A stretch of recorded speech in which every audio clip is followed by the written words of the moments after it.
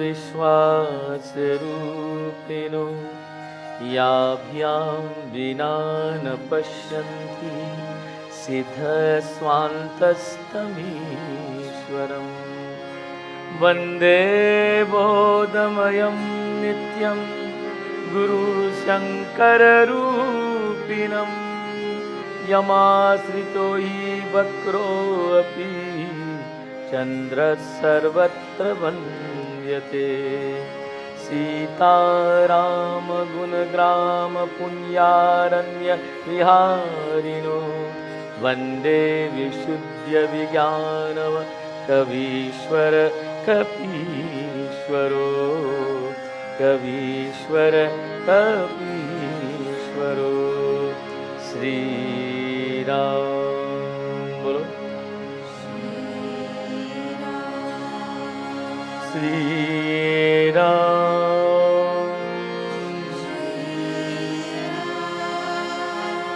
Shriram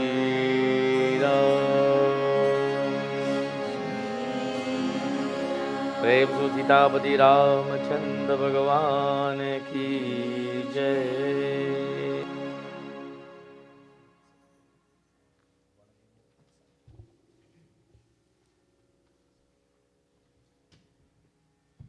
In the name of the Divine Lord, Prabhu Sri Ramchand Bhagavan, and on behalf of all of the hard-working members of the Sri Ram Mandir, we welcome you to this, the 19th session of Gyaan Yagna. Tonight, our Katha, our Sandesh, the message will be presented by some of our young student Pandits, male and female, and each one of them will bring to you a separate subject. I ask you to give them your full attention as they will present to you different philosophies or different themes on our philosophy taken from the different scriptures. Most of them, it is their debut. It's the first time they're making such a presentation, so let's give them all a wonderful round of applause, please. I am very proud of all of these young people. I am proud of them for their commitment, not because of their talent or their good looks and that they sing nice, but because of their dedication and their willingness to learn, and more than anything else, their humility in the process. So today, I ask you to listen to them, and I will apologize to you for the mistakes that they will make, and ask you to see them in good light, for it will be, every error that they make will be a stepping stone for them to become better in the future. No one starts out with being perfect. Everyone starts out with learning from their mistakes. And as I said, I remember when I first had the opportunity to conduct a yajna in Trinidad, in an area village whereby the resident elders were experts in Ramayana. Some of these old people could read the Ramayana without looking at it. And I was invited to do 7 days Ram Charit Manas Yagna. I don't remember how young I was, but I was very young. And I was so afraid that how will I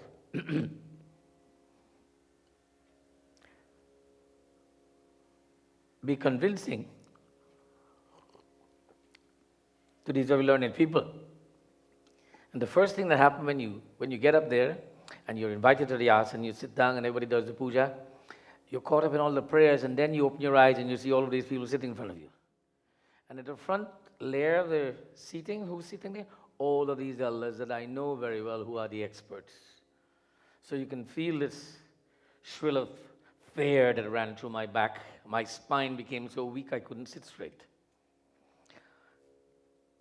But nevertheless, I said, well, here I am, and here I must do. So I thought, what can I say in my opening words that will bring comfort to me and reduce the pressure that I feel that is coming from them? Because, by the way, these people have a tendency to interrupt the Pandit and ask him a question. While he's reading, Panditji, Shabnai, they will tell you, and you have to deal with this. I was cautioned by this by my in-laws. My father told me about this before I left Canada, that you know very little, remember that, and these people know a lot. So I took everybody's blessings and I went and I sat and I started out by saying, today, before I commence my Katha, I want to welcome and give reverence to all of my elders and to ask them to forgive me for the mistakes that I will make. I got a round of applause. And that was it. The rest of it is history. So the rest of it will be history today. I've apologized for you. You don't have to apologize. So now, presenting for the first one who will be presenting, a young man who is just finishing up his university, or finished up university, and moving on to the profession of his choice, Dhanesh Patel. Let's give him a big hand, please. And Dhanesh will tell you his message today.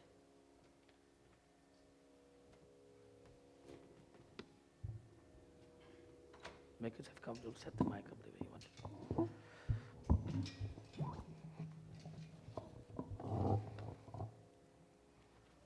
Vani, lend her that book. Just lend her that book. Let Vani that book. Om Shri Ganeshaya Namah. Om Shri Saraswati Namah. Om Shri Guru Devatayo Namah. Can you get more volume on this microphone from you, please? So, who here is watching the Toronto Raptors play next year? Me? No? Really? Okay. Well, I had planned on starting on a little ramble about the Raptors, but I guess nervousness has gotten to me. And today my topic is going to be about Ganesh. So my ramble was going to talk about, or go from that and being focused to my topic.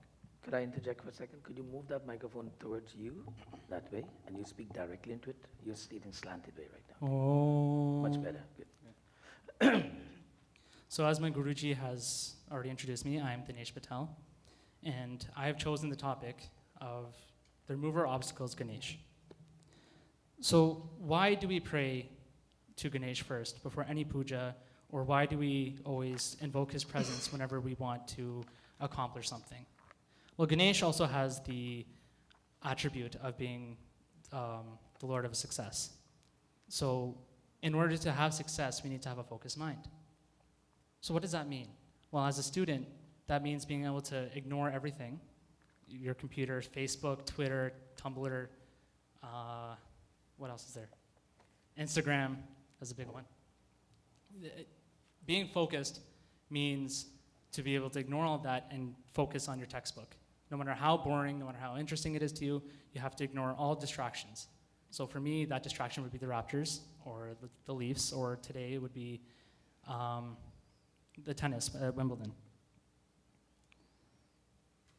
So what does Ganesh possess that makes him the remover of obstacles? Well, if you look at some of his murtis, will have an axe in his he'll have an axe in his hand, and that represents being able to chop down any or get rid of any obstacles that are in his way. And he also, if you look closely, he has a mouse. So the mouse represents two things. It has, it's small enough so it's able to get through any crack in your house, and it's able to, avoid anything that is in its way. It's avoiding obstacles.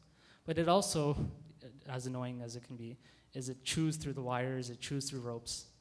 And those ropes and those wires that you have, it can represent ignorance. So how does it represent ignorance? Those ropes are holding you back. And what the mouse is doing is it's chewing through it so it can free your mind and remove the darkness of ignorance that is in your mind. He also has an elephant head. Now, most people know the story of how he got the head of an elephant and the body of a child. Mother Parvati wanted someone to protect her while she was she was cleaning herself, and Lord Shiva came back, and he demanded to go see her. But Lord Ganesh refused to do that. He would refuse to let anyone go near his mom. So that sounds kind of weird, doesn't it? First, Mother Parvati being dirty and having to clean herself. And then Lord Shiva, he who knows everything, doesn't know his own son. And then Ganesh not recognizing Shiva. So what does all that mean? It means that Mother Parvati has the attribute of being invoked when you want to celebrate things, and celebration can lead to bad thoughts, if you party too hard and things go out of whack, I guess is the best way to say it.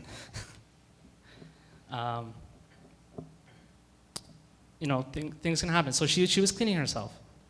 And Shiva represents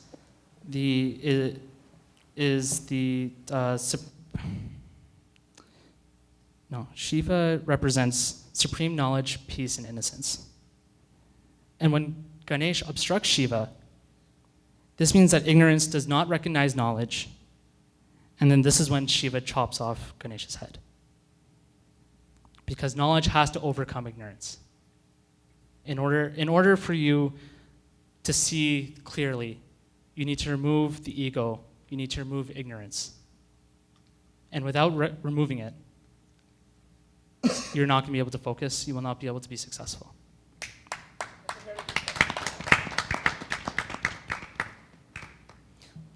So why the elephant head? Why not, a mouse head, or why not an alligator or anything else? Because the elephant symbolizes effortlessness and wisdom. Elephants represent effortlessness and wisdom, whereas the head represents wisdom and knowledge. Elephants are, if you've ever watched an elephant, having been to Zimbabwe and been able to watch an elephant walk and do its, going around. I actually had the opportunity of being at a cousin's place and an elephant walking into his backyard.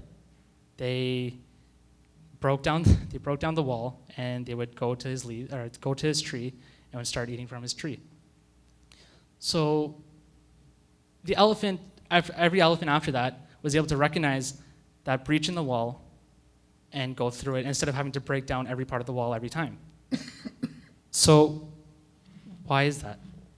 All the elephants were wise enough to see that instead of having to expend energy in breaking down a wall, they could just go right through and get to the tree they wanted to. So when we were praying to Ganesh with that thought in mind, we were praying to attain the same attributes as an elephant.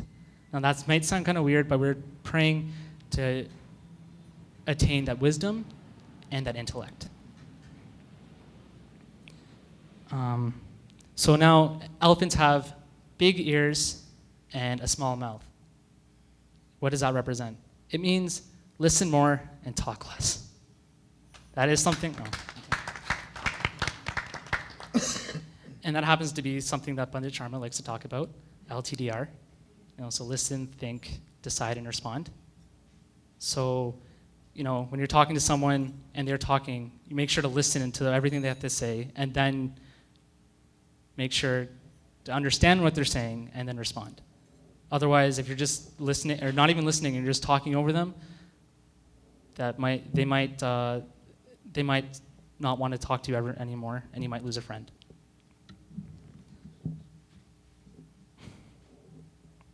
When we're praying to Lord Ganesha as well, we're awakening our inner Shakti, our inner energy, and we're focusing that energy onto one subject. So if I studied biology in school, so one thing I did not like to learn was the process of digestion. For whatever reason, I just did not like it. And no matter how much my teacher wanted to talk about it, she talked about it for 3 weeks, I think. I did not want to listen to her, but I knew I had to listen to her to pass the course, and if I wanted to do anything, if I wanted to get a good grade. So I had to focus my inner Shakti, and I had to make sure that I focused all my energy, no matter how much I detested it, on that process of digestion and learn every chemical that the body produces, every enzyme, and everyone has to focus their energy at some point. In order to, create my katha for today, I had to focus very hard, or else I would not have been able to get whatever was on my page today. Baniji, can you please sing the song? Okay. Page 28 of Amrit Ras.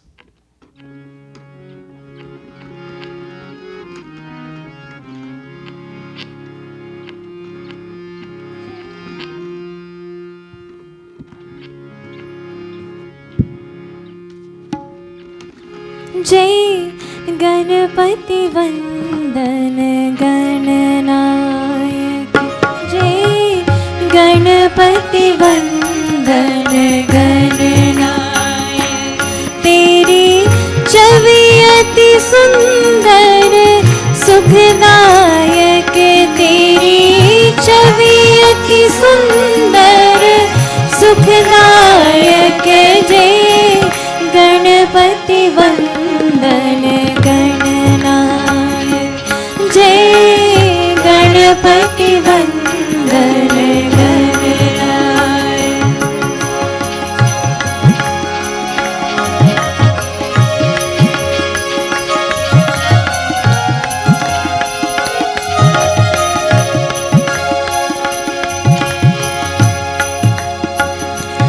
मन मंदिर का अंधियारा तेरे नाम से हो जियारा तेरे नाम की ज्योति जली तो मन में बहती सुखधारा तेरो सुमिरन हर पूजन में सबसे पहले फलदायक जय गणपति वंदन गणनायक जय गणपति वंदन गणनायक जय गणपति वंदन Gananayak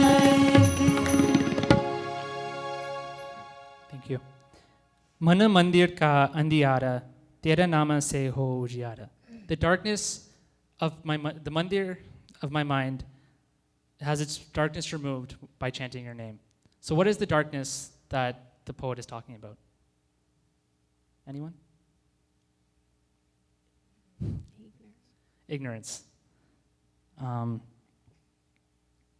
It's not, so by saying ignorance, obviously we're not changing a light bulb in our head in the mandir to attain light. No, we want to remove the ignorance, so we can, ignorance and ego, so we can focus our mind and focus on the tasks that we need to work ourselves towards. I would like to thank you for listening to me speak for the last 10 minutes. I know it wasn't very, it was hard to follow. It might have been hard to follow, but I'd like to thank you. And I'd like to thank my guru, Ganesh Sharma, for giving me the opportunity today.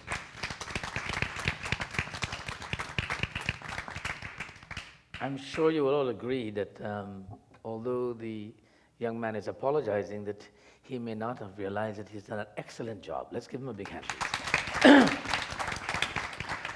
He has delivered his point and message very clearly and crisp and to the point, and he stayed within the 15 minutes time limit. That also requires compliment. As you will note, that they are all seated together because I've encouraged them to be not so much individualistic, but to be supportive and collaborative in their efforts, to help each other to grow. And that Nirvana has sang the bhajan, and one will play music, that they will work collectively as a group and learn. In Gurukul, everyone learning together. And the individual grows by this concept of satsang. As I mentioned last night, that humanity, we are a gregarious being. We need to exchange our ideas. We need to share our thoughts. We need to get feedback. But we have to do it from a perspective of not from an egotistical perspective. Hey, was I good? No. Well, how can we improve? How can we work together? And this is what I'm trying to impart to all of these young people, that working together will be this foundation of their growth. And where they end up in the world will depending on how well they work together. Wherever they go, how will they work with others. Prem so Ganapati Devata ki. Now the next do I have? 2, 4, 5 more presenters. One of them is struggling with a little bit of a sore throat. And I mentioned to him that Pandits do not call in sick. It doesn't matter if you have a sore throat. I recall 121 nights yagna that I had totally lost my voice. It had gone. But when I sat in this asana, there was a voice. So seems to be some kind of shakti when you put your mind to it that it will come. So I'm hoping it will happen for our young man tonight. The next presenter will be a young man who is already practicing Purat Karma in the mandir, and he is aspiring to become a Pandit. All of the signs are there, and we'll be hearing from my godson Neil Ramchand, please. Neil, let's give you a okay.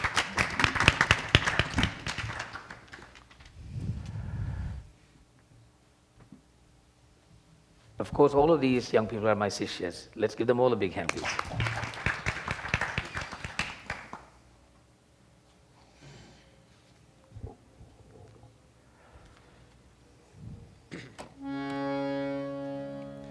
Please join with me as we refocus our minds. Om Shri Ganeshaya Namah. Om Shri Saraswati Namah. Om Shri Guru Devatabhyo Namah. Sitaram and Namaste. My name is Neil. Today I'll be giving a brief message on the topic of worship. So, the term worship, you hear it all the time. What does it mean to you? Anybody? No? No one's going to entertain me with questions to use up my time? Come on, Dylan, tell him what worship means to you. Focusing your minds on the Lord. It's pretty good. According to the English dictionary, worship is the act of a religious devotion. That sounds kind of confusing, doesn't it? When I look up that definition, I was like, what? So I thought about it. What exactly are acts of worship? When you do an act of worship, what do you do? Anyone can think of an act of worship? No? Again?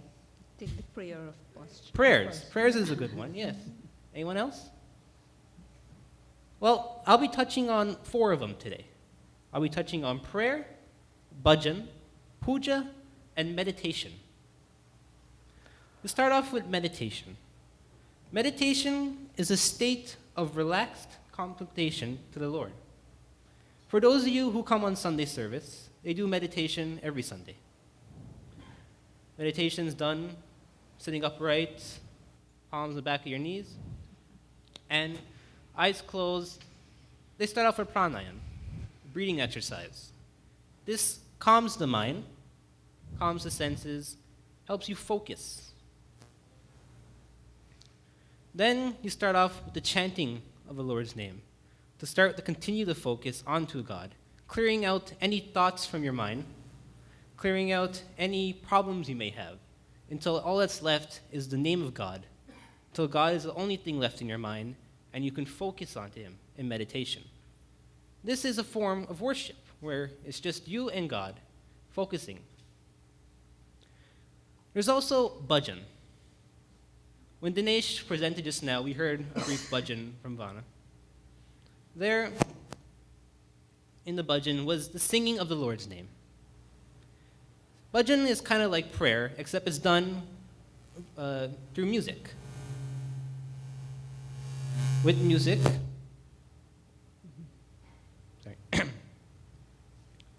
in music, when someone sings a song, you can usually tell if they're singing it for the sake of singing it, or if they're singing it with devotion. When someone sings a bhajan with devotion, you can feel the vibrations coming off of them. You can feel it on them. You can feel the presence of the Lord in the temple or the place of worship. The devotion is the key to worship. Without devotion, there's no real worship going on. It's all fake, all play. And then that takes me to puja.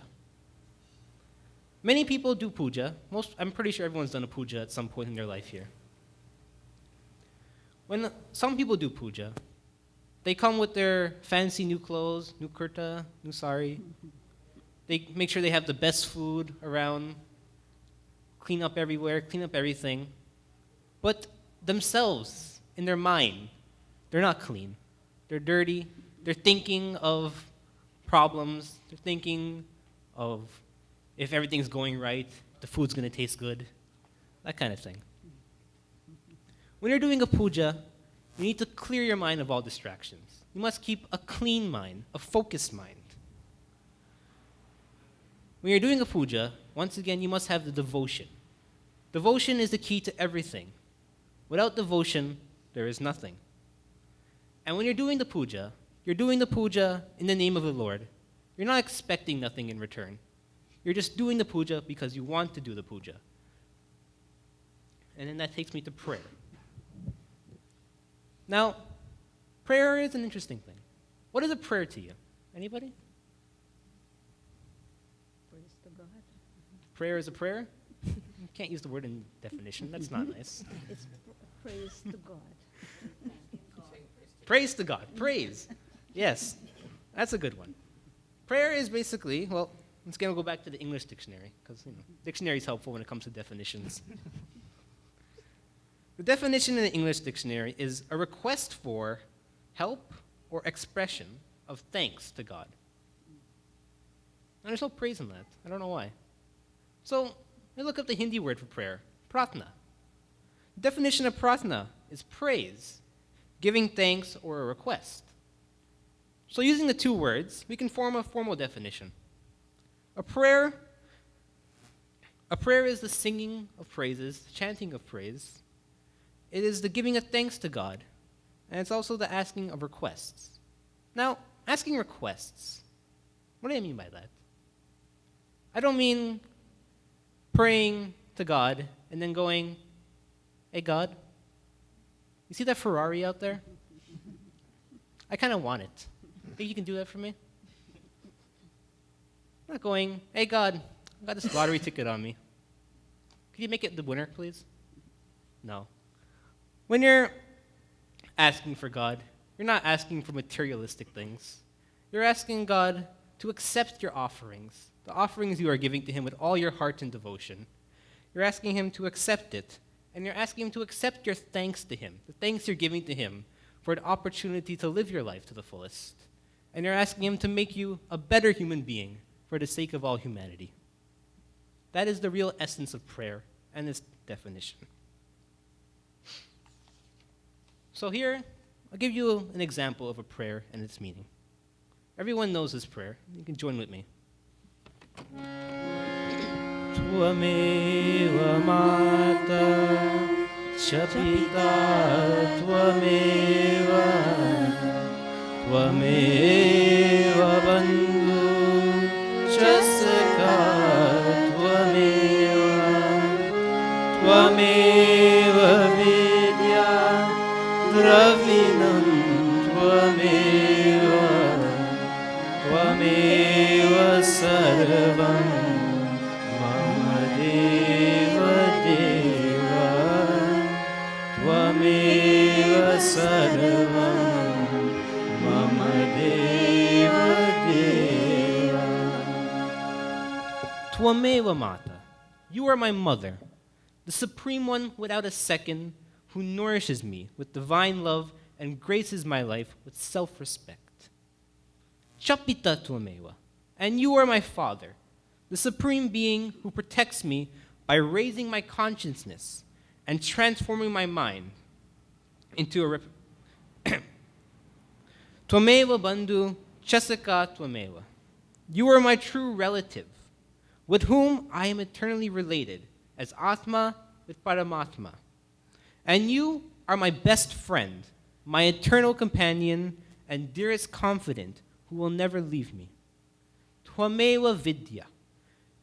You are the divine wisdom, the essence of everything I know, everything I am learning, and everything I do not know, but seek to understand and realize. Dravinam Tvameva. You are the highest wealth and the bestower of all the best things in this life and the next. You are the source of everything good and the bestower of all resources we require for our physical subsistence and spiritual enlightenment. You are the wealth of the wisdom and the gift of liberation. Tvameva sarvam mama deva deva. You are all in all. You are everything to me. You are the core of my being, the heart of my heart, the source of myself, the soul of my soul, the ultimate reality devoid of duality and partiality, indivisible, immutable, immaculate, the ultimate knower, and the absolute perfect, incomparable, supreme being. Now in that prayer, not one thing about asking, that was all praise. That is what prayer is. Praise to the Lord, thanking the Lord, and asking the Lord to make us a better human being. So, in essence, worship is all about the devotion.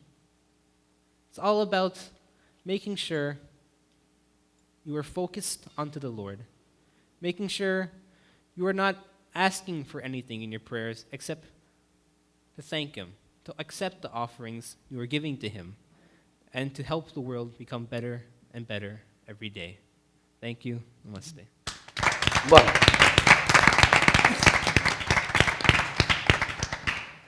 obviously very well thought out, very well researched, and eloquently presented. I'm very proud of all of the effort so far. Let's give him a big hand, please. The message is one that is very profound about worshipping, and the definitions presented by the first speaker and the second all shows the effort. In order to do well in this profession, I've always said to all of our students that they require 4 qualities: bhav, bhakti, buddhi, or swar. Bhav is the attitude.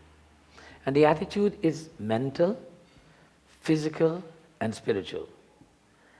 Bhakti, devotion. We must be devoted to God. Whatever we're doing, we must be done in the name of God. Buddhi, we must take the time to learn. We must explore. We must research.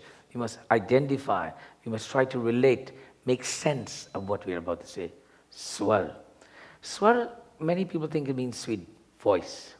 Swar means that voice that is quoted, is embellished by bhav, bhakti, and buddhi. The voice that is embellished by good attitude, by knowledge and devotion becomes a sweet voice. It is not a voice necessarily that's trained harmonically or harmonized to music, but is a voice that's in tune with bhav, bhakti, or buddhi, then becomes swar. So I'm sure, so far, we can agree that they all are presenting these qualities. Now the next presenter is a latecomer, not by her choice, but by my choice. We never did invite her to be part of this presentation. But she, being a student of the class, because she was busy, she came today and says, "Guruji, can I present today?" And I said, "Of course you can." And here she is, at a short notice, Vanisha. Let's give Vanisha a big hand, please.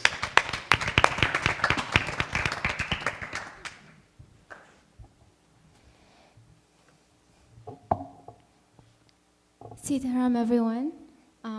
As Panditji said, my name is Vanisha.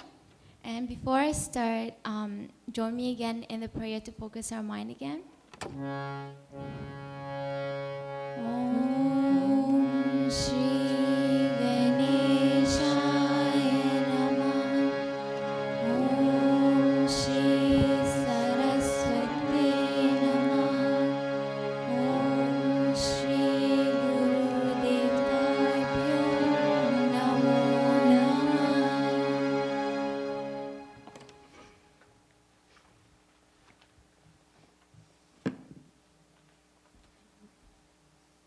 Okay. So I will be talking to you about devotion today, all taken from the Bhagavad Gita, specifically chapter 12, because chapter 12 is all you need to understand what is devotion and how to be a good devotee. That chapter alone answers that question, which is today my topic of discussion.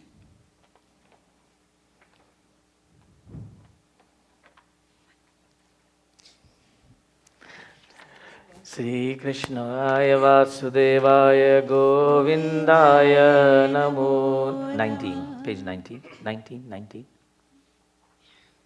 19. Lord Krishna says in that chapter that the highest form of love for God is true devotion. Now, what is devotion? How do you become a devotee? There are many ways, and in that chapter, Lord Krishna explains to you the many ways in which you can become a good devotee to Him and become a good person for yourself. Now, the first question that Arjun asks him in it is, what is better, worshipping the personal God or impersonal God? What I mean by that is personal God being a form of God, which is one of the murtis that you see in front of you, or the impersonal God, which is an absolute formless form of God. Shri Krishna in this answers, Maya Veshya Mano Yemam Nitya Yukta Upasate Shraddhaya Paryopetas Teme Yukta Tama Mataha. The literal translation of that is those who concentrate their mind on me and worship me unwaveringly with supreme faith, in my opinion, are the knowledgeable in yoga. What he means by that is whether you pray to me in the many form that I appear, or in the absolute formless form, both are acceptable by me, as long as it is convenient for you, as long as when you're doing it, you're concentrating on me. Now, you might think that being able to pray to God in the formless form is better because that is obviously harder, but that's not what Lord Krishna says. He says if you're able to do it, then that's good. But if you're not, don't do it, because then if there's no use of you doing it, you're not getting anything out of it because you're not comfortable doing it. Now, he also presents 4 ways of being a true devotee to him, to the path of good devotion, and Neil already mentioned many of them and went into depth. But the 4 are meditation. Meditation is definitely the easiest for some because all you have to do is sit down, but it is also very hard because it's very hard to keep your mind concentrated on one thing at one time. As regular human being, for us, since we are a daughter to someone, we are a student, we have a lot of things to worry about, such as education, or for a mom, worry about her daughter, for a husband, his wife, and everything. We have many attachments, and so we cannot concentrate on one thing for a very long time. Our mind goes to many places. And so that is easy. It's easy because you don't have to do anything, but it's hard at the same time because it takes a lot of mental strength rather than physical strength. The second one is prayer, ritual, or devotional worship, which is basically sitting down and offering fruits, flowers to God, or participating in bhajans, and etc. Now that is very easy, but many people, they do it. They call a priest at home and they get a prayer done, but all they do is sit down and they just offer the fruits, the flowers, but they don't really know what they got out of it. They're just sitting down and the priest is saying everything, but they don't understand. They just paid money and they think their prayer is done. But that's not how it is. You have to understand what you're doing. You have to understand everything that he's doing. And Pandit Sharma, he's done a lot of prayer at my houses. He explains every single thing he's doing, every single mantra he's about to say. He will say why he's doing it, what this does. And that is important because you need to know what you're doing, or else that as well is useless. The third one is knowledge. Knowledge is understanding the scriptures.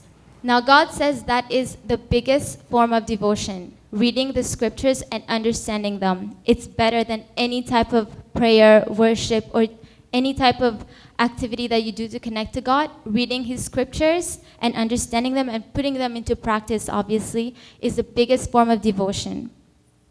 The fourth one is Karma Yoga. Karma Yoga is a selfless service. Now, by that, I don't mean go out and do some community hours and get your hours and you're done. Yes, you did do something for others, but you got your hours, so basically you're doing it for yourself. That's not what Karma Yoga is. Karma Yoga is doing a service to someone without expecting anything at all. So, doing something for your mom without expecting anything from her. Don't be nice to her for a day because tomorrow you're going to ask her for money to do something. But rather do it because that is a form of service without you're not getting anything out of it other than the other person's happiness. Those four paths that lead to God are hard and easy to do. And Lord Krishna has presented us with the freedom to choose whichever is more convenient to us to pursue. Now, it's for you to decide which one's easier for you, but as long as it's helpful and it's convenient and it's doing some good to you, don't do it because other people are doing it and it looks harder, so you want to do that because that will make you look better. No, if it's simple, do it as long as it's convenient to you. Now, a few attributes of a good devotee, as Lord Krishna mentioned himself in the chapter 12. The first one being, don't hate anyone. Even your enemy, don't hate them. Don't hate absolutely anyone because you're jealous of them, because you're angry at them. Don't do it. Be compassionate to everyone, and absolutely everyone. Also, don't be affected by anything external. You should be in the center and not take any side, whether it is being happy or being sad. Don't be any of them. Now, that is hard. We're all human beings, and if we got a really good grade, we will be happy. If our dog died, we will be sad. It is hard to be those qualities, but we can at least try. Now, it is actually impossible to be everything that God says to be in the Bhagavad Gita. It's not in the ability of a human being to be like that, but we could at least try some of the easiest one, which is the simple one. By being not affected externally, let's forget about the death of someone, but let's talk about the temperature. Don't be affected by when it's hot or when it's cold. Just be in the center. You shouldn't be sad because it's really hot. You shouldn't be mad because it's really cold. Also, if you've been insulted by someone or you've been given a huge award, don't feel anything about it.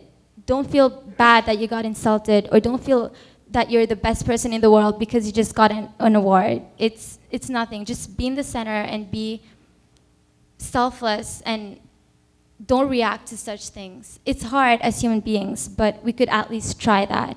And that is what Lord Krishna says is a good devotee. So my topic today was about how to be a good devotee and how to pursue devotions. I presented a bunch of options to you. It's for you to choose. It is hard and easy. It's up to you to make up your mind. But that is what the Lord says in His book. Thank you. Prem Sosi Krishna Chandra Bhagavan ki jai. Let's give Vanisha a wonderful round of applause, please. Very eloquently presented, very confidently spoken, well researched, well thought out, and dignified. And of course, bhav, bhakti, buddhi, or swar. The level of confidence that the student gains with every opportunity to present is certainly evident.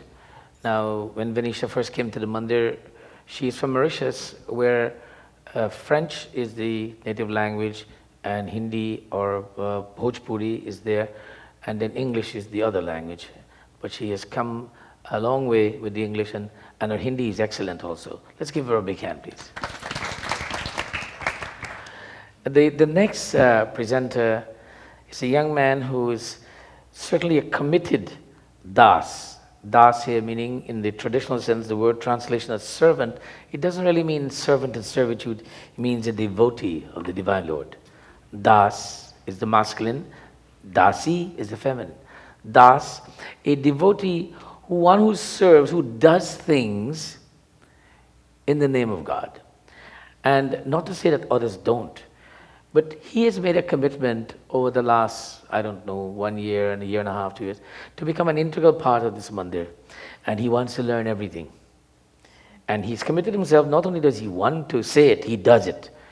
And this is our young Andrew. Let's give him a big hand, please.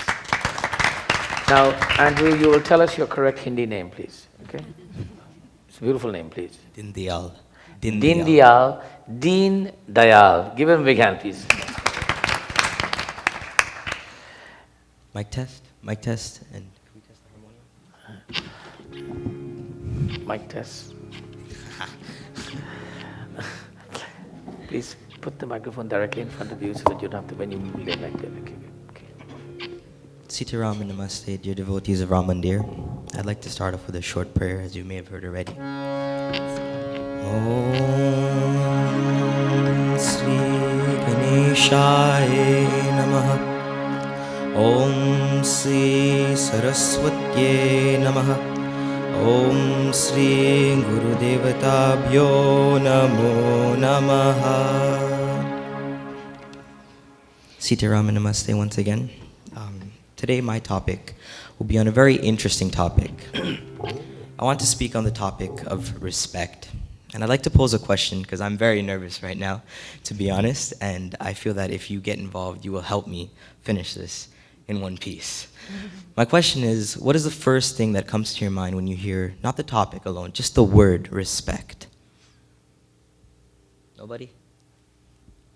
That's R-E-S-P-E-C-T.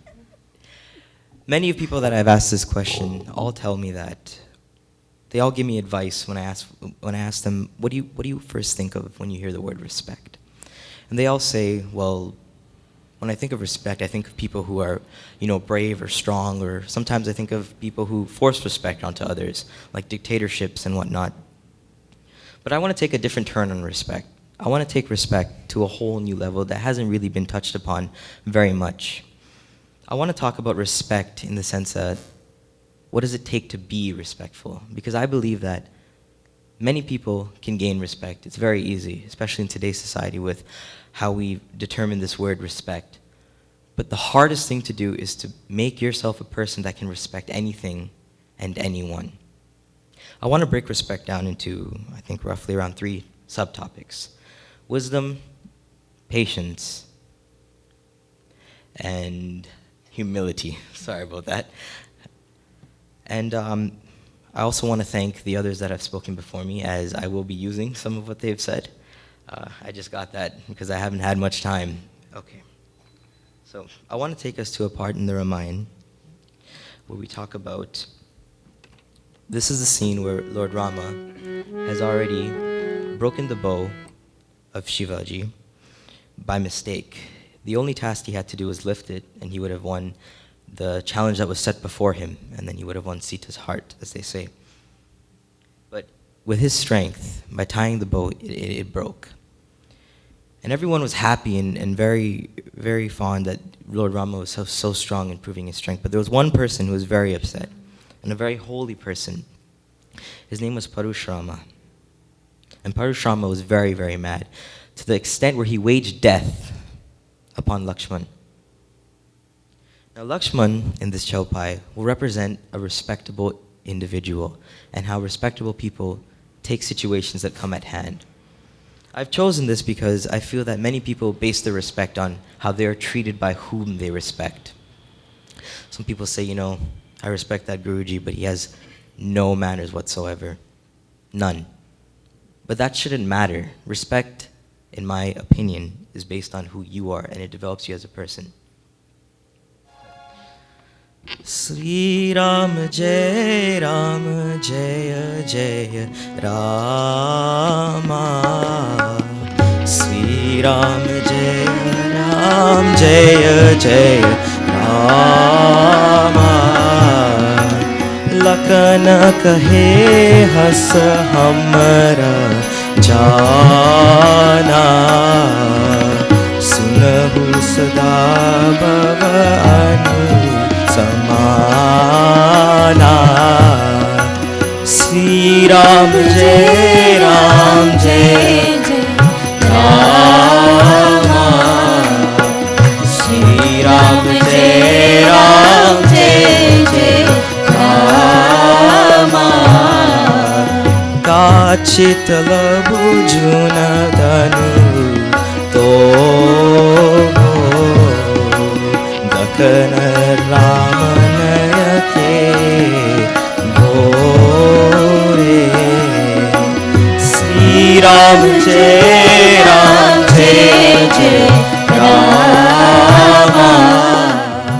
Shri Ram जय Ram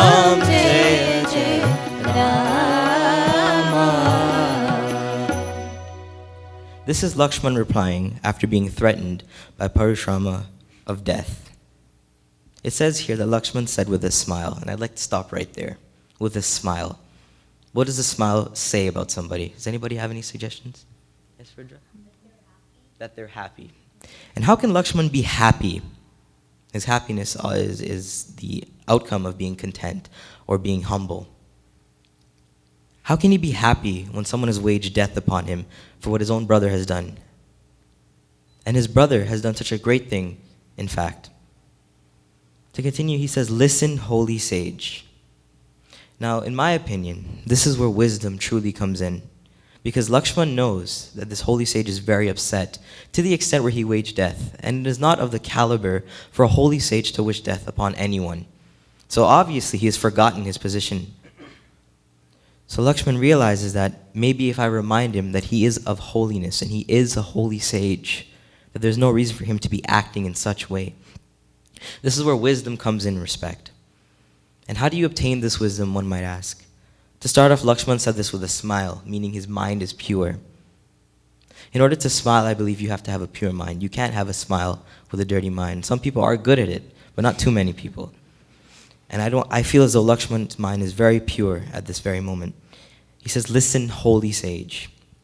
This is where the wisdom is shown that he can apply what he knows. He knows that the holy sage is very upset right now because Shiva's bow has been broken. He's a bhakt of Shiva. He says, to my mind, all bows are alike. Now the beautiful thing about the Sri Ramchand Manas is that it can be taken two ways, literally and spiritually, and through philosophy. And in my philosophy class, people thought I was some sort of demigod because all I would do is quote the Ramayana and I would, talk about it as if I just learned this out of nowhere. But I would always pay respect to Pandit Sharma as my guru and the Ram Mandir for teaching me so much. He says, to my mind, all bows are alike. This is where humility comes in. If we take it just as a literal aspect and we think of bows, Lakshman is saying it doesn't matter if it's Shiva's bow, Rama's bow, anyone's bow, even my bow. They're all alike. If they broke, they broke. It doesn't matter if it's a big bow, a small bow, or any bow to be exact. So why would he say something like this? Obviously he doesn't want to show that he's humble because humble people never want to praise themselves. They never want to remind people that, oh, I'm humble, remember that. I'm a very humble person. If you find yourself doing that, you're not humble. You're the absolute opposite of humble. He says this to remind him that in case there's any doubt or if he feels lower because he came before Ram, his own name, Parashrama, before Ram. He says that all bows are alike. It doesn't matter that Rama broke this bow. He didn't know that it was rotten, which he says later on, which we'll get to. This also to me shows, if we take this in the spiritual aspect or a philosophical aspect, he's saying that to him all things are alike, that there's nothing greater than anything else. And over the week during the Yagna, I've been blessed with the opportunity to hear a lot of Vyasjis speak about this theory of oneness, this God that's in all of us, this underlying energy that brings us all together. And I feel that this is what Lakshman is representing because he realizes this energy. He realizes this very important Vedantic principle in philosophy. He realizes that all things are alike, so there's no reason for us to feel jealous and feel greed and feel hate. He says, what gain or loss can there be in the breaking of a rotten old bow? This, in my mind, is where Lakshman has a lot of patience. He knows that this bow is Shiva's bow, and no one could pick it up, let alone break it. They couldn't even lift it off the ground. But he finds it in himself to say, it's a rotten old bow, it's broken. There's no reason to be mad about it.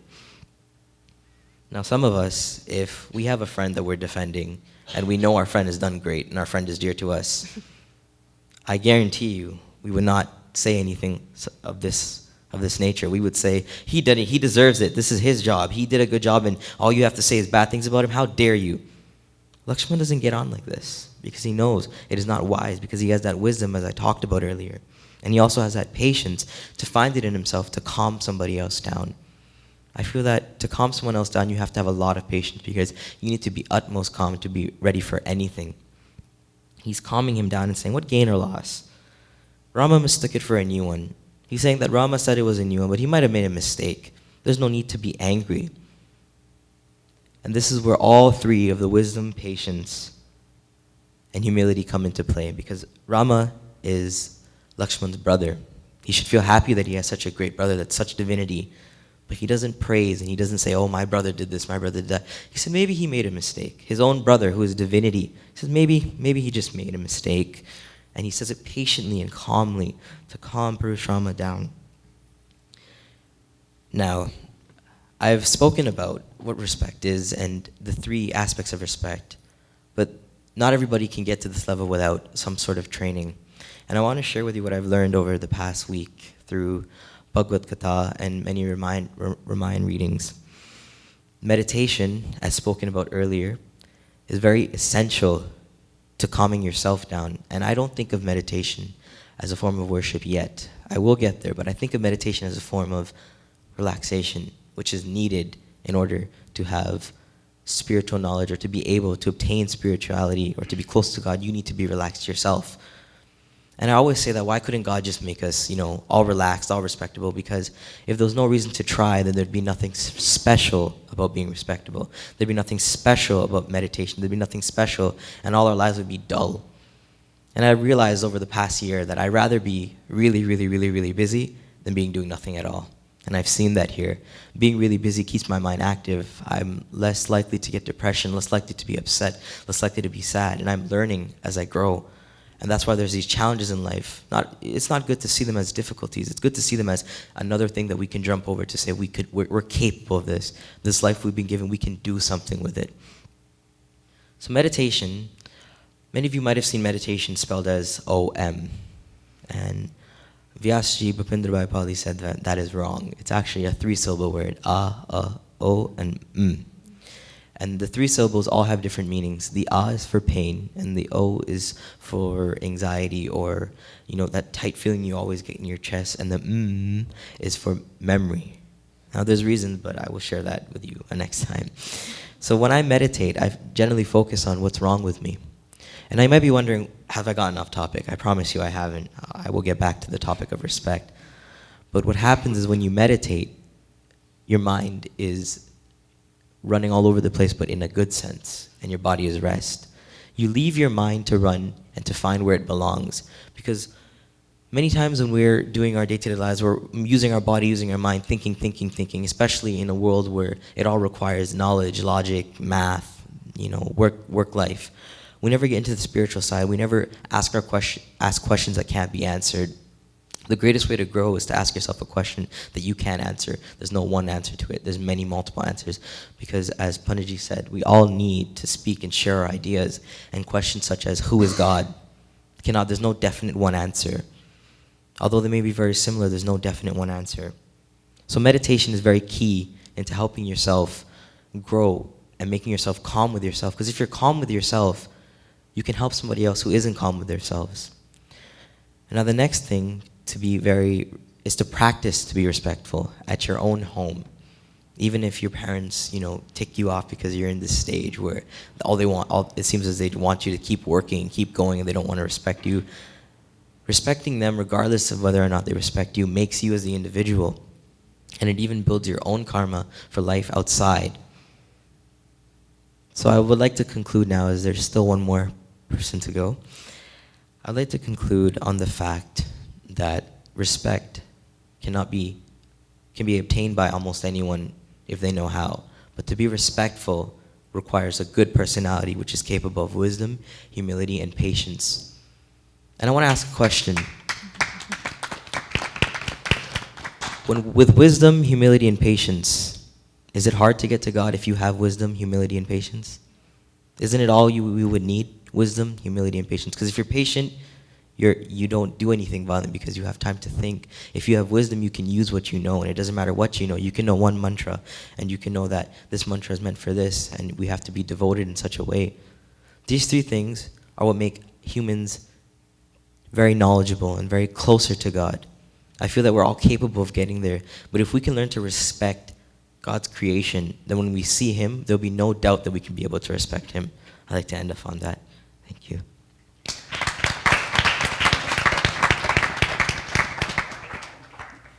Listening to all of these young people, and just to Andrew in particular now, it is obvious that he speaks with such fluency. He has notes, but I assure you he's not reading them. He's speaking from the heart, speaking from the mind and the intellect, and from what he's gathered over his days here in the mandir. And one of the things I want to share with everyone, that sometimes when I'm seated here, I deliver a sermon, and after I'm finished the sermon, if somebody asks me, say, Panditji, it was a good sermon, I will tend to say, so what did I say?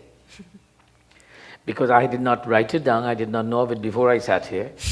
And what it is that all of the things you've acquired in the past, by listening and going to different places, comes to you at the time when it's needed. And as he's recalling what he's heard here over the last couple of days, what he's heard all the time, it also means that he's in tune, he's a good listener. So he has the ears of Ganesh, not necessarily large, but the intent is. So, very well done, Andrew. Give him a big hand, please. And what do we say? Okay. We will forgive one of our Sishya. He has picked up a very, very bad laryngitis and literally cannot speak. So we'll forgive Vishal. Let's give him a big hand, please. And we'll conclude with the last presentation by a young man who has come to the Ram Mandir out of a golf game. Myself and Sumi ji went to a golf game that was organized by the In Karma group, by Vic. And I met him, and I know this young man. I said, I know you somewhere, don't I? And then he introduces himself to me, and he says, you know, I am Pandit Chandarat's son, and you used to teach me harmonium. And I said, oh, really? How long ago was that? And then he tells me it was when I had black hair, so it would have been a long time, right? I had hair. And he had hair. So it was a long, long time. And of course, we renewed acquaintances, and here he is. He has made a commitment to take the pathway of priesthood, to be a Pandit, and to work together with all the other students here at the Ram Mandir to become part of the integral part of Ram Mandir. I would like you all to give him a wonderful round of applause. Anil Sharma, give him a big hand, please.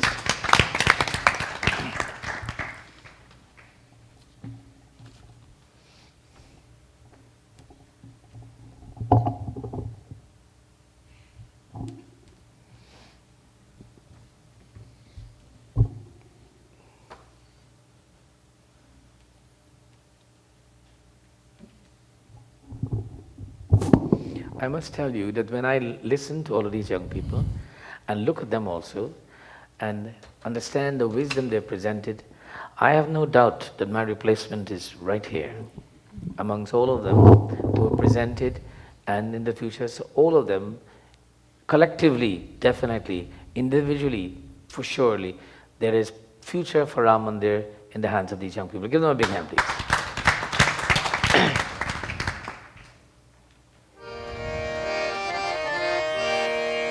Om Shri Ganeshaya Namaha.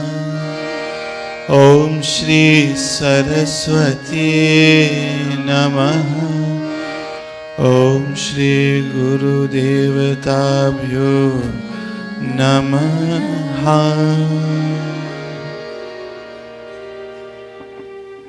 My humble pranams to my divine Guru, my mother, my first Guru, and all of you here this evening.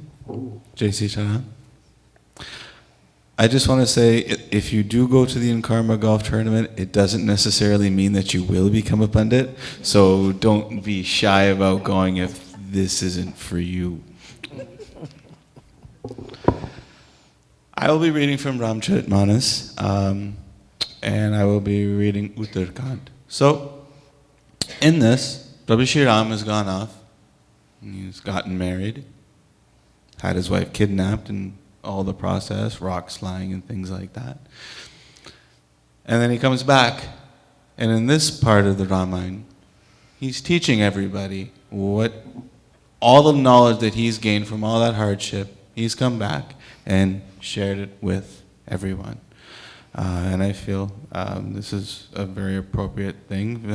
Now we're getting into the summertime, and it's always good to keep in mind that when we're doing all the activities, sometimes we still need to remember God Himself and take that and use it for the rest of the year. So.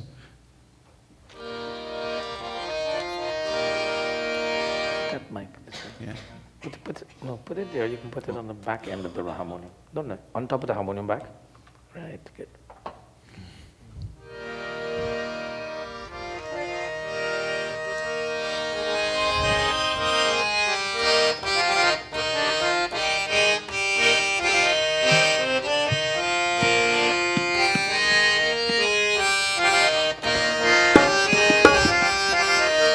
Shri Ram Jai Ram Jai Jai Rama. Shri Ram Jai Ram Jai Jai Rama. Gan Agam Pratyayo Haneka. Sadhan Bhakti Naman Kahu देखा करत कष्ट बहु पवई को भक्तिहीन प्रिय मोहिन सो श्री राम जय जय राम श्री राम जय राम जय जय राम श्री राम जय राम जय जय राम बोल सियापति रामचंद्र भगवान की जय. I will be reading you tonight on the topic of pathways to God. According to this Katha, and not limited to, there are two ways to attain this. One is the pathway of knowledge, and one is the pathway of faith. So, in this Chopai, Tulsidas writes, the way of knowledge is difficult to pursue and best with numerous impediments. Its appliances are cumbrous, and there is no footing for the mind to rest on. There are some who do this with infinite trouble to attain wisdom, yet lacking faith, they fail to win my love. So it's possible to go through all the Shastras and Puranas, memorize them, and become very aware of all these things, and attain that level of kinship or strengthen that bond between your soul and the divine, the grand soul. But is that the best way of doing this? Just because I may become someone who becomes very knowledgeable in all the Puranas and Shastras and everything, does that make me a better person?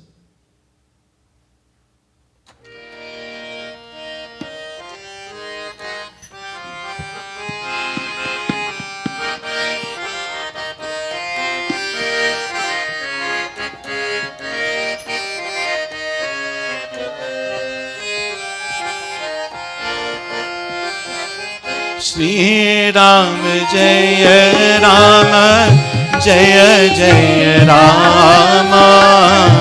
Shri Ram Jai Ram Jai Jai Rama. Bhakti Swantrat Sakal Sukha Kani Binu Sat Sang Pavahi Pranai Punj Baligin Santa Sat Sangati Sanshriti Kair Kanta Shri Ram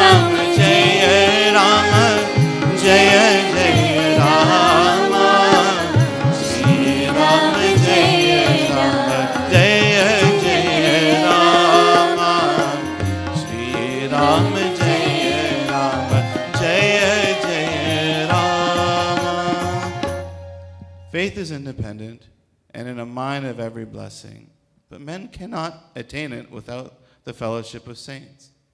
What does this actually mean? So he's saying two things. One, you can attain knowledge, but it's not necessarily the best way, because just because you're aware doesn't mean you believe. Second is faith. It's good, but it can happen without the accompaniment of faith. So to me, I interpret that as being, you can't have one way, one thing to be only one way. There's more to one way than to any situation. So there are puts and takes. So for you, in order to attain faith through wisdom, you're going to have to be coming and finding yourself in the company of the saintly, good people. And not necessarily people who are talking into mics. It can be the person sitting in the very back row. It doesn't necessarily have to be anybody in a position of power, but somebody who you deem as a good person. And you have to take their good qualities, see them for being good people, draw those qualities out of them, and take those qualities and apply them to your own persona in your own daily life. So we have two examples of that. Well, the purpose of these examples is to get us closer to God. The next Chaupai talks about there is only one need of merit in the world, and that is to adore the feet of Brahmins. Now, I don't take that literally as you need to adore the feet of only Brahmins. One of the young students touched on a subject of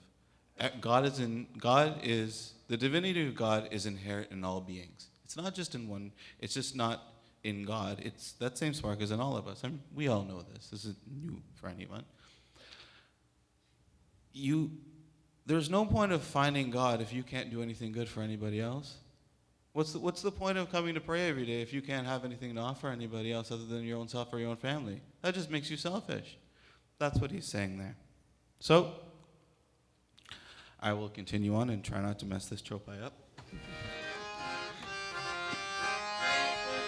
Jaya Jaya Rama, Shri Rama Jaya Rama, Jaya Jaya Rama, Kahu Bhagati Pat Kav Priyasa, Jogana Kam Jap Tap Upavasa, Saral Sabhan Namani Kutilai, Jat Labh Santosh Sadai, Shri Ram Jai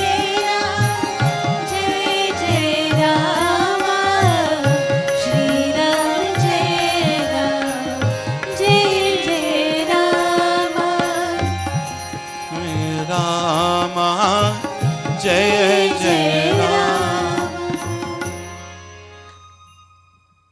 Rabbi Shri Ram asked in this, tell me, what are the pains involved in treading the path of faith? It doesn't require anything. It doesn't require one of the four methodologies of God of prayers. It doesn't recall penance, fasting. It only requires a guileless disposition and a mind free from perversity and perfect contentment with whatever be God. So the pathway of faith isn't that difficult. All you need to do is believe. Why is it so easy for all of us to attain God just by believing? Can anybody answer me this? No? Mic check? This thing on? Testing 1, 2? No? Okay. I look around and I see my niece Suri, who is, without a doubt, the apple of my eye. And I'll say this in front of everyone. I see this girl and I get happy. I've known her since she was a child. But sometimes she's a little mouthy. And she kind of runs her mouth off.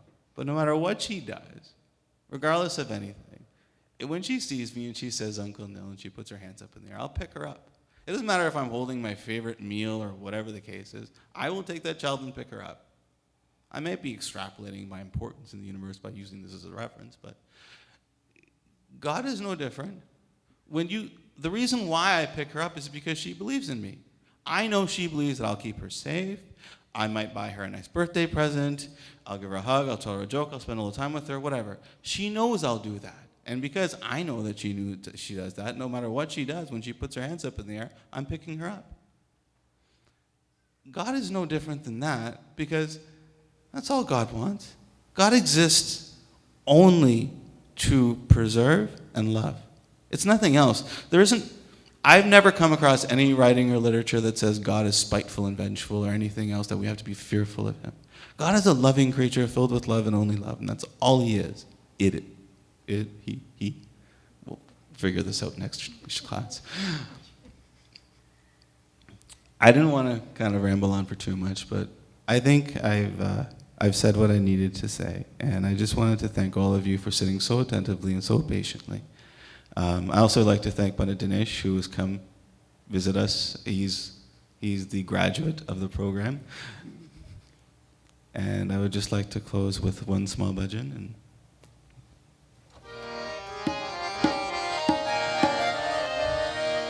Mera jeevan tere sharan. My life is in your hands. Mera jeevan tere sharan. मेरा जीवन तेरे शरण जीवन तेरी शरण मेरा जीवन तेरी शरण सारे राग विराग उदय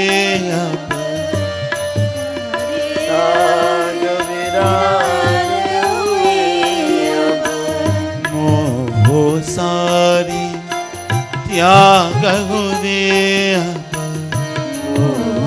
सारी त्याग हुए अब कहीं मेरा वंदन मेरा जीवन तेरी शरण मेरा जीवन तेरी शरण जय जय माँ जय माँ जय जय माँ जय जय माँ जय माँ जय जय माँ जय जय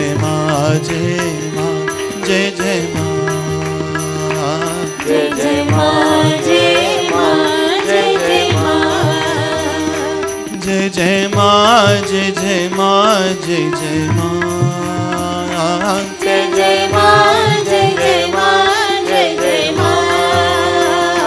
जय जय माँ जय जय माँ जय जय माँ जय जय माँ जय जय माँ जय जय माँ जय जय माँ जय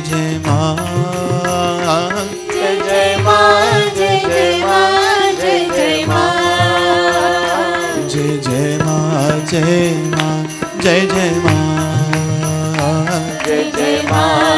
माँ जय जय माँ जय माँ जय जय माँ जय जय माँ जय माँ जय जय माँ प्रेम से बोलो श्री शक्ति माता की जय. We've been listening to Anil Sharma, and I'm sure that we will all agree that he has thought of his subject very well and presented a very, very important question that is debated constantly, whether knowledge and faith, what's the difference between the two, and which one has greater value in relationship to building that relationship with God. He has concluded, and for our benefit, that faith is supreme to knowledge. To know about God, I always use the analogy, and I ask the question, how many of us know who's the Prime Minister of this country? I hope we all do. Who is it? Do you know him? You don't know him, but you know there's a man named Stephen Harper, and you know he is the most authoritative and person in the highest position of authority in this country, right? He has control over the whole country. We know where he lives. He has an office in Ottawa. He may reside there. We know all over Canada see him as the one authority Prime Minister. But we do not know him. We do not have any personal relationship with him. Many of us know God the same way.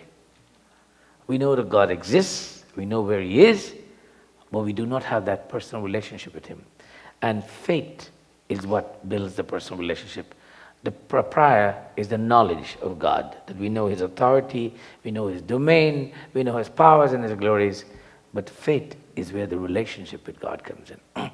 So let's give Him a wonderful round of applause. And to all of our students, a wonderful round of applause, please.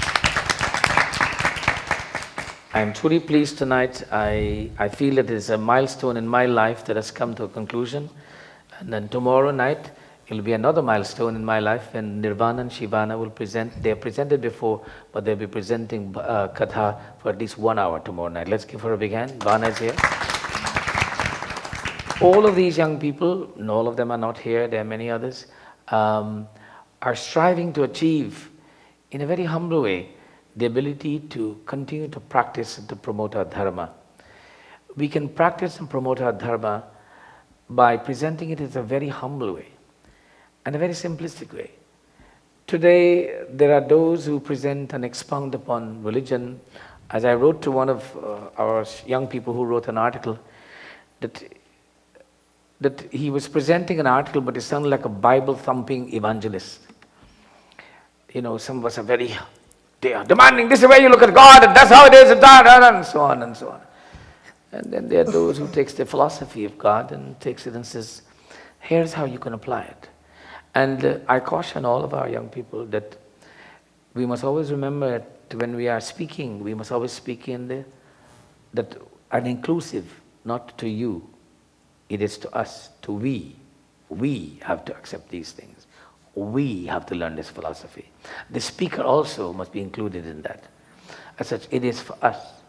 I want to leave you with this thought, that the writer says that when I'm happy, I'm always good. Let me repeat. When I'm happy, I'm always good. But when I'm good, I'm not always happy. Let me repeat. When I'm happy, I'm always good. But when I'm good, I'm not always happy. Anybody wants to talk about this for a few minutes? What's the difference between the two statements? We use the same terminologies. When I'm happy, I'm always good. When I'm good, I'm not always happy. Do you agree with that statement? Yeah. We'll save it, and I invite you to join me tomorrow night, of course, and Saturday night, when we'll discuss that thought and concept. Ponder it in your mind for the next couple of days. Remember, when I'm happy, I'm always good. But when I'm good, I'm not always happy. Premsastidavadi Ramchand Bhagavan ki jai. I would like to chant one chopai from Uttarakhand that I think summarizes all that we listened to tonight, in the sense that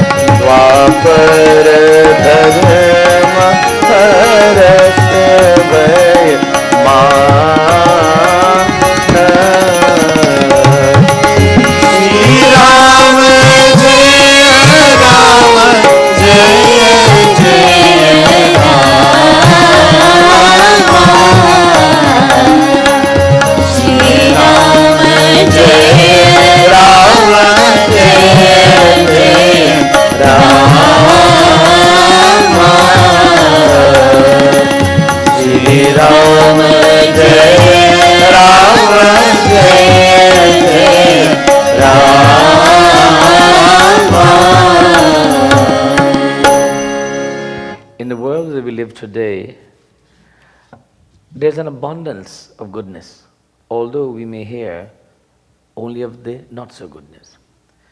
It's an abundance of goodness with a slight mixture of passion, attachment to action, and with a general sense of happiness. That's what the world is. There's abundance of goodness with a slight mixture of passion, a lot of attachment to our actions, to what we do, and we have a general sense of happiness. So this is the normality of life. All the subjects talked about, respectability, devotion, faith, focusing the mind. And Neil, what was your subject? Worship. All of these are the stages in life that we all have to engage ourselves. We have to worship, we have to have devotion, we have to have faith, we have to have respectability. And I must touch upon Andrew's subject. He took a different perspective with respectability. Many people say, if you want to be respectable, you will have to earn it. He looked at respectability from the perspective of the individual, not to the person you're respecting. It's just you must give respect. We must give respect at all times, regardless of what the other person is doing.